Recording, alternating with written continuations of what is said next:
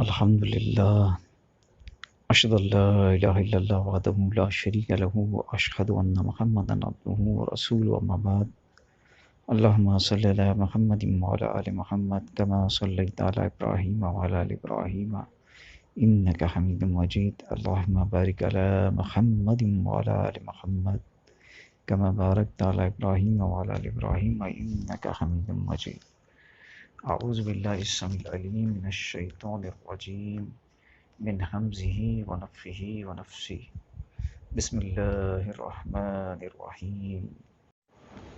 اللہ تعالیٰ قرآن مجید میں فرماتا ہے لا اقسم بیوم القیامہ، ہم کو قیامت کے دن کی قسم۔ لا یحسب الانسان ان لن نجمع عظاما، کہ انسان یہ خیال کرتا ہے کہ ہم اس کی بکھری ہوئی ہڈیاں اکٹھی نہیں کریں گے۔ بلا قادرین علی ان نسوی بنانا، کیوں نہیں، ضرور کریں گے، اور ہم اس بات پر بھی قادر ہیں کہ اس کے پور پور درست کر دیں۔ جو فنگر پرنٹس ہوتے ہیں نا انگوٹھے کے، جب آپ شناختی کارڈ بنوانے کے لیے جاتے ہیں تو وہ آپ کی انگلیوں کے جو پور ہوتے ہیں، جو انگوٹھوں پر یہ نشان ہوتے ہیں، جن کو پور کہا جاتا ہے، جو پوری دنیا میں کسی دوسرے انسان سے ملتے نہیں ہیں، سب کے مختلف ہیں۔ اتنی چھوٹی سی جگہ پر اللہ نے جو پرنٹ کیا ہے، مصوری کی ہے، وہ کہیں دوسرے ہاتھ سے نہیں ملتے۔ اتنی چھوٹی سی جگہ، 1.5 انچ کی، اور ہر انگلی اور ہر ہاتھ کا جو پرنٹ ہے وہ دوسرے ہاتھ سے، یعنی دوسرے انسان کے ہاتھ سے مختلف ہے۔ یہ اللہ کی قدرت ہے، اور اللہ ہر چیز پر قادر ہے۔ جب وہ دوبارہ زندہ کرے گا تو وہ پور پور کو بھی درست کر دے گا، وہ اس چیز پر بھی قادر ہے، اللہ تعالیٰ بتا رہا ہے۔ قیامت ایسی حقیقت ہے جس کے بارے میں ہم سنتے ہیں، لیکن ہمیں قیامت کے بارے میں ہر اس چیز کے بارے میں پتہ ہونا چاہیے جو نبی کریم صلی اللہ علیہ وسلم ہمیں بتا کر گئے ہیں۔ اسی کا ایک سلسلہ ہے، ہم آج دجال کے بارے میں سنیں گے مختصر۔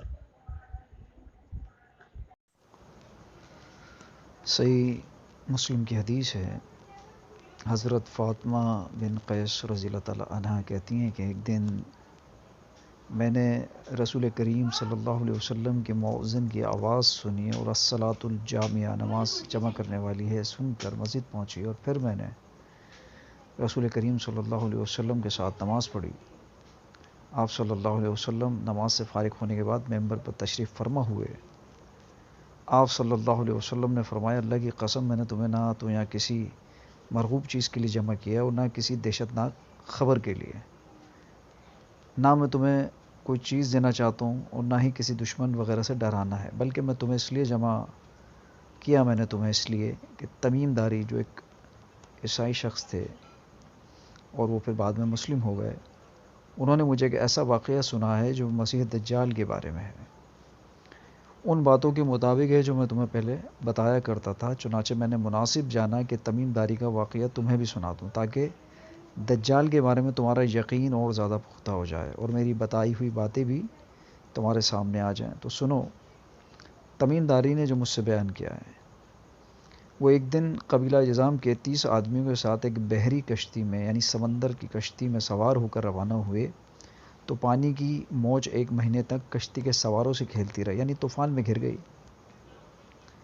یہاں تک کہ اس طوفان سے وہ کشتی ایک دن غروب آفتاب کے وقت ایک جزیرہ کے قریب پہنچی، اور جب وہ اس جزیرے پہ پہنچ گئے وہ سارے لوگ، تو وہاں انہیں ایک ایسا چوپایا ملا جو بالوں والا تھا۔ اس کی بالوں کی کثرت کی وجہ سے اس کا جسم اس میں چھپ کر رہ گیا تھا، نہ اگلا نہ پچھلا حصہ اس کا نظر آ رہا تھا۔ تو لوگوں نے اسے دیکھ کر کہا تجھ پر افسوس، تو کون ہے اور کیا ہے، یعنی آخر تیری اصلیت کیا ہے، جن ہے، انسان ہے، کیا ہے؟ اس چوپایا نے جواب دیا کہ میں جساسا ہوں، یعنی جاسوس ہوں اور خبر رساں ہوں، تم لوگ میرے ساتھ اس شخص کے پاس چلو جو دیر میں ہے، کیونکہ اسے تمہاری خبریں سننے کا بہت شوق ہے۔ تمیم داری نے بیان کیا کہ جب اس چوپایا نے ہم سے ایک شخص کا ذکر کیا اور کہا کہ اس سے ملنے چلو، تو ہمیں بڑا ڈر لگا کہ وہ شخص کہیں انسان کی شکل و صورت میں شیطان نہ ہو۔ بہرحال ہم اس کے ساتھ تیزی سے چلے، اور جب دیر میں داخل ہوئے تو دیکھتے ہیں کہ وہاں ایک سب سے بڑی ڈیل ڈول والا اور نہایت خوفناک آدمی موجود ہے. اس جیسی شکل و صورت کا آدمی ہم نے اس سے پہلے کبھی نہیں دیکھا. وہ نہایت مضبوطی کے ساتھ بندھا ہوا تھا. اس کے ہاتھ گردن تک گھٹنوں کے درمیان سے ٹخنوں تک لوہے کی زنجیروں سے جکڑے ہوئے تھے. ہم نے اس کو دیکھ کر بڑی حیرت سے کہا تجھ پر افسوس ہے، تو کون ہے اور کیا ہے؟ اس نے جواب دیا کہ جب تم نے مجھ کو پا لیا اور معلوم کر ہی لیا ہے تو میں تمہیں اپنے بارے میں سب کچھ بتاؤں گا، کچھ نہیں چھپاؤں گا. لیکن تم مجھے یہ بتاؤ، میری باتوں کا جواب دو کہ تم کون ہو؟ ہمارے لوگوں نے اسے بتایا کہ ہم عرب کے لوگ ہیں. تمیم داری بیان کر رہے ہیں اللہ کے رسول صلی اللہ علیہ وسلم سے، اور اللہ کے رسول صلی اللہ علیہ وسلم ہمیں بتا رہے ہیں ہم عرب کے لوگ ہیں. بحری کشتی میں سوار ہوئے تھے.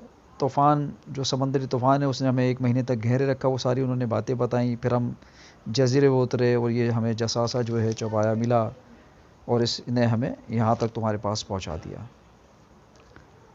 تو اس نے پوچھا، پھر سوال کیا، اچھا مجھے یہ بتاؤ کہ بسیان میں کھجوروں کے 2 درخت ہیں، ان پر پھل آتے ہیں یا نہیں؟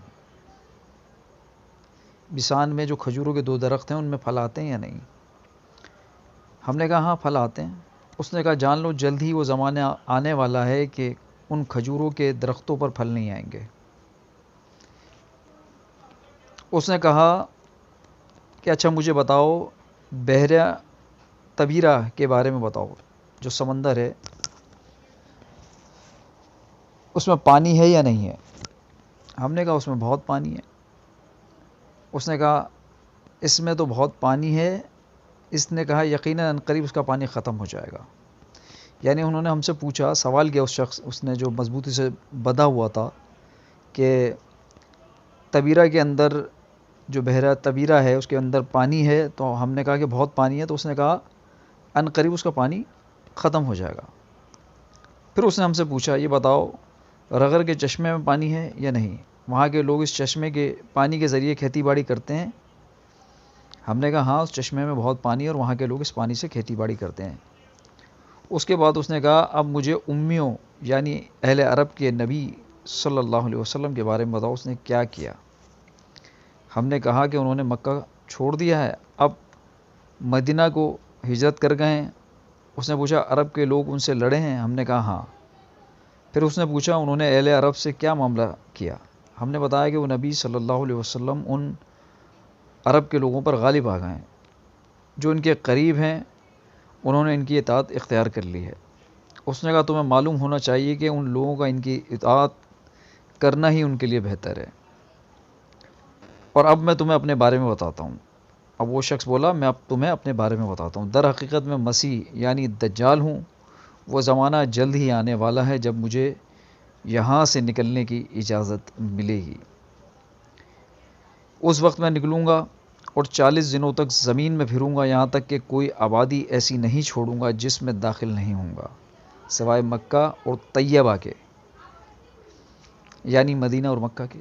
یہ دونوں شہر مجھ پر حرام کر دیے گئے ہیں، یعنی ان دونوں میں داخل ہونا چاہوں گا بھی تو میرے سامنے ایک فرشتہ آ جائے گا جس کے ہاتھ میں ننگی تلوار ہوگی، اور وہ فرشتہ مجھ کو شہر میں داخل ہونے سے روک دے گا، کیونکہ اس شہر کے ہر دروازے پہ یعنی تمام راستوں پر فرشتے معمور ہیں جو اس شہر کی نگرانی کرتے ہیں. اللہ کے رسول صلی اللہ علیہ وسلم نے یہ پورا واقعہ بیان کرنے کے بعد تمیم داری کا کہا دیکھو دجال کے بارے میں جو کچھ میں تمہیں بتاتا تھا اس کی پوری تصدیق اور تائید اس واقعے سے ہو جاتی ہے. پھر آپ صلی اللہ علیہ وسلم نے فرمایا اپنا عصا مبارک ممبر پر مار کر یہ طیبہ ہے، یہ طیبہ ہے، یہ طیبہ ہے. یعنی آپ صلی اللہ علیہ وسلم نے مدینہ کے بارے میں بتایا طیبہ ہے یعنی کہ مدینہ ہے. یاد رکھو کیا میں تمہیں یہ بات نہیں بتایا کرتا تھا؟ صحابہ کرام نے عرض کیا بالکل اے اللہ کے رسول صلی اللہ علیہ وسلم، آپ نے ہمیں یہ سب کچھ پہلے بتایا ہے. آپ صلی اللہ علیہ وسلم نے فرمایا دجال شام کے سمندر میں ہے یا یمن کے سمندر میں ہے؟ نہیں، مطلب پہلے آپ صلی اللہ علیہ وسلم نے فرمایا کہ شام کے سمندر میں یا یمن کے سمندر میں ہے. پھر آپ صلی اللہ علیہ وسلم نے فرمایا نہیں، بلکہ وہ مشرق کی جانب سے نکلے گا. یہ فرما کر آپ صلی اللہ علیہ وسلم نے ہاتھ سے مشرق کی جانب اشارہ کیا. صحیح مسلم کی حدیث ہے. دجال کے بارے میں اللہ کے رسول صلی اللہ علیہ وسلم فرماتے ہیں کہ جتنے بھی نبی آئے ہیں انہوں نے سب نے دجال کے بارے میں ڈرایا ہے، لیکن ایک بات جو کسی نے نہیں بتائی وہ میں تمہیں بتاتا ہوں کہ وہ ایک آنکھ سے کانا ہوگا، اور تمہارا رب جو ہے وہ بے عیب ہے، اس میں کوئی نقص نہیں ہے، کیونکہ وہ رب ہونے کا دعویٰ کرے گا دجال، اور ایسا فتنہ ہے کہ اس فتنے میں بہت سارے لوگ جو ہے مبتلا ہو جائیں گے سوائے ان کے جنہیں اللہ محفوظ رکھے۔ انشاءاللہ تعالی آپ دوسرے کسی اور درس میں مزید دجال کے بارے میں سنیں گے، کیونکہ ہمارے درس کا ٹائم 10-11 منٹ 12 منٹ ہوتا ہے، یہ ٹائم ہو گیا ہے اس حدیث کو اور کچھ قرآن کی آیتوں کو بیان کرنے میں۔ انشاءاللہ تعالی اللہ تعالی ہمیں دجال کے فتنے سے بچا کے رکھے، اللہ تعالی ہر طرح کے فتنے سے ہمیں بچا کے رکھے، ایمان پر ہمارا خاتمہ ہو، اللہ ہم سے راضی ہو جائے، اور ان جنتوں کا ہمیں وارث بنائے جس کا زمین و آسمان کے برابر ہے، ان جنتوں میں ہمیں داخل کرے۔ اقول قولی ھذا ولکم استغفر اللہ استغفر اللہ استغفر اللہ۔